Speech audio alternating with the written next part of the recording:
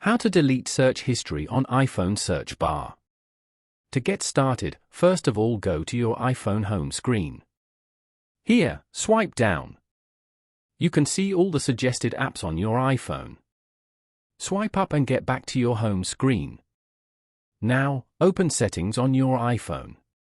Once you are in, scroll down. Tap on Siri. Then, scroll down a little bit. Now, toggle off the suggested apps before searching option. After that, minimize the application. Once you're on the home screen, swipe down.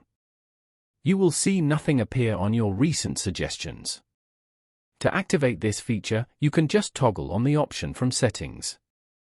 So by following these simple steps, you can easily delete search history on iPhone search bar.